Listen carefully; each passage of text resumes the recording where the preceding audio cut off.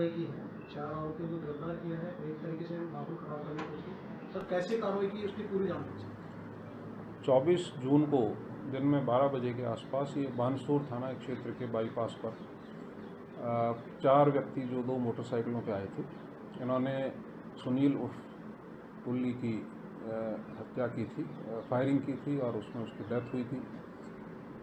Immediately हालांकि उसको injured को हम हॉस्पिटल लाए थे पुलिस वाहन से, पर वो सर्वाइव नहीं कर पाया और उसकी डेथ हुई। इसका मुकदमा पंजीबद्ध हुआ और मुलजिमान की तलाश की गई। जो इस घटना को कराने वाला था कृष्ण यादव, जो मुख्य अभियुक्त था, उसने ही इन चारों को प्लान करके और ये मर्डर करवाया था। इन चारों को, क्योंकि हमारे लिए इनिशियली ये चारों के चारों अननोन थे, अज्ञात थे, इनको आइडेंटिफाई किया गया फुटेज के आधार पे और इंफॉर्मेशन डेवलप करके इनको नामजद किया गया। फिर डिफरेंट टीम्स हमने तैयार की जो इनके पीछे चेज़ कर रही थी। हरियाणा, यूपी, दिल्ली, इन स्टेट्स में हमारी टीम्स कैंप कर रही थी और इनको फॉलो करते करते अल्टीमेटली हमारे पास कल रात को ये इन्फॉर्मेशन आई थी कि ये अलवर की तरफ कहीं हैं। जहां हमारी टीम्स गई तो वहां से ये एस्केप कर गए और फाइनली इनको हरसौरा थाना क्षेत्र में जब हमारी टीम्स वहां से चेज करते हुए आ रही थी तो इनका इनपुट था कि इस तरफ ये हैं। और अलवर से जब बानसूर आते वक्त पुलिस के वाहन के सामने ही ये एक सफ़ेद कार से उतर के जंगल की तरफ भागे थे चारों, जहां इन्होंने पुलिस पर करीब 10 से 15 राउंड फायर किए जो पुलिस वाहन पर लगे हैं और शीशा भी क्रैक हुआ है गाड़ी का।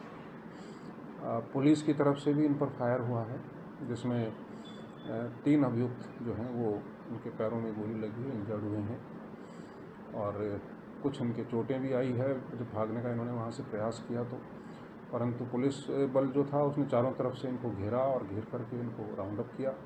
राउंड अप करके इमीडिएटली इनको मेडिकल एड प्रोवाइड करा के बीडीएम हॉस्पिटल में लेके आए थे, जहां इनका उपचार कराया गया। अभी उपचाररत हैं, इनको राउंड अप कर लिया गया है और पुलिस की गार्ड मौजूद है।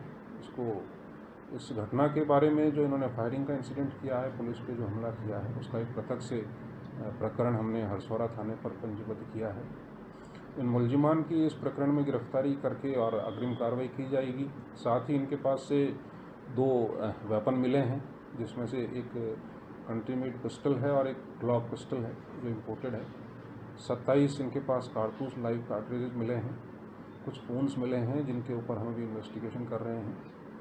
मेन अक्यूज़ के भी हम काफ़ी क्लोज हैं, शीघ्र ही उसकी भी गिरफ्तारी की जाएगी और इस तरह से इस पूरे प्रकरण में सख्त कार्रवाई करते हुए हम ये भी कोशिश करेंगे कि प्रोसिक्यूशन के समय भी इस केस को फॉलोअप करके जल्द से जल्द इन अभियुक्तों को सजा भी दिलाएंगे। सर इसमें 50,000 का इनामी बदमाशी बता रहे हैं। बिल्कुल सही है। इसमें 4 अभियुक्तों पर श्रीमान आईजी साहब के यहाँ से 50-50 हज़ार रुपये का इनाम घोषित किया गया था। जो पकड़े गए हैं उनमें से 3 अभियुक्त इनामी हैं जिन पर 50-50 हज़ार रुपये का इनाम है। सर आपकी डीएसटी टीम का अच्छा सराहनीय कार्य रहा बताया कि बता रहे कि जो एसपी कार्यालय से डीएसटी टीम है उनका ज़्यादा बढ़िया काम रहा। 2 पुलिसकर्मियों की इसमें खास तौर पे भूमिका है। एक जिसने ये पूरा इन्फॉर्मेशन इनपुट डेवलप किया था और दूसरा जिसने वहाँ मुठभेड़ के समय बहुत साहस के साथ काम करते हुए खुद फायर भी किए थे और इनको राउंड अप करने में बड़ा बेहतरीन काम किया। उन दोनों का नाम हमने प्रेस नोट में दिया है। उनको हम रिवार्ड बिल्कुल प्रॉपर तरीके से वहाँ सम्मानित जो भी हो सकता है उसके लिए हम कोशिश करेंगे, उनको दिलाएंगे। और डीएसटी के साथ साथ डिफरेंट टीम्स, क्योंकि ये कोऑर्डिनेटेड एफर्ट होता है और जैसे हमारे एडिशनल एसपी वैभव शर्मा थे, इन्होंने सारी टीम्स का लगातार कोऑर्डिनेशन रखा। तो डिफरेंट टीम्स सबका अपना अपना रोल होता है, सबकी अपनी अपनी इम्पोर्टेंस है। मैं मानता हूँ कि पूरा का पूरा एक टीम के रूप में कोऑर्डिनेटेड एफर्ट था जिसकी वजह से हम जल्दी से जल्दी इन अभियुक्तों को गिरफ्तार करें। सर बानसूर में कुछ ही दिनों में ये तीसरी बड़ी फायरिंग की वारदात है। हालांकि पुलिस ने लगातार जो कार्रवाई है वो की है, आरोपियों को गिरफ्तार किया है, लेकिन भविष्य में ऐसी घटनाएं ना हो उसको देखिए, आने के बाद से ही एक अभियान चला रखा है इस ज़िले में जिसमें सोशल मीडिया पर जो भी व्यक्ति वेपन के साथ पोस्ट डालता है उसकी अरेस्ट हुई है, उसके ऊपर मुकदमे दर्ज हुए हैं और पिछले 6-7 महीनों में आप देखेंगे करीब 55-60 मुकदमे इस तरह के दर्ज करके हमने लोगों को अरेस्ट किया है जो इस तरह का वेपन का डिस्प्ले करते हैं। साथ ही जो इलीगल वेपन के खिलाफ कार्रवाई है, जो लेके घूमते हैं, उनके खिलाफ भी प्रभावी कार्रवाई कर मुकदमे हमने पिछले कुछ समय में दर्ज किए हैं। एक बड़ी कार्रवाई यहाँ कोटपुतली में भी डीएसटी टीम ने की थी। इसमें बहुत सारे वेपन मिले थे उनके पास और कुछ कारतूस मिले थे। लगातार पुलिस इनका पीछा कर रही है। ये बात सही है कि पिछले 1 महीने में 3 घटनाएं हुई है, जिसमें एक घटना तो अकस्मात 2 पड़ोसियों का झगड़ा था, जिसका कोई गैंग से या किसी बदमाशों से कोई संबंध नहीं था। परंतु उससे पहले की जो घटना थी, जिसमें हमने 2 मुख्य अभियुक्तों को पकड़ा था और अभी उसमें 3 अभियुक्त और बाकी हैं जिनको हम चेज़ कर रहे हैं, जिन्होंने फायरिंग की थी टोल नाके के पास में। उसमें भी अभियुक्त हमने पकड़ लिए, इसमें भी हमने गिरफ्तार किए हैं और कोशिश करेंगे कि इनको आगे प्रोसिक्यूट करके कोर्ट से सजा कराई जाए, ताकि लंबे समय तक ये अंदर रहें और एक समाज में मैसेज जाए।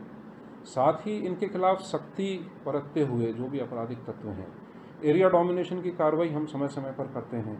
अभी जो ये घटना हुई है 24 तारीख, उससे पहले 23 तारीख को हमने 91 क्रिमिनल्स के यहाँ पर रेड की मॉर्निंग में और उनको ला करके थानों पर पूछताछ की है। तो लगातार एरिया डोमिनेशन की कार्रवाई भी चल रही है। साथ ही हमारी इंटेलिजेंस इनपुट के आधार पर जो वेपन रख रहे हैं उनके खिलाफ भी हम बिल्कुल ध्यान रख रहे हैं। सोशल मीडिया पर जो एक्टिव हैं क्रिमिनल्स, उनके खिलाफ भी बिल्कुल है। और ये मैं स्पष्ट कर देना चाहता हूँ कि बहुत सख्ती के साथ पुलिस काम करेगी, जीरो टॉलरेंस पे काम करेगी और क्रिमिनल्स को किसी भी सूरत में नहीं बख्शा जाएगा। सर, पुलिस के साथ मुठभेड़ हुई है, किसी जवान या पुलिसकर्मी कोई इंजर्ड तो नहीं, ये गाड़ी पे जरूर लगी है। कुछ पुलिसकर्मियों को पकड़ने के दौरान खरोंचे आई है, उसका हम मेडिकल कराएंगे उनका, जिन्होंने पकड़ने की कोशिश की थी तब जिनमें पड़ने पर उनकी जो खरोंचे आई। राजस्थान का सबसे टॉप क्राइम जिला बनते जा रहा है कोटपुतली, उसको लेकर पुलिस किस प्रकार की आगे की तैयारी? अगर आप क्राइम रिकॉर्ड देखेंगे तो पिछले वर्ष के मुकाबले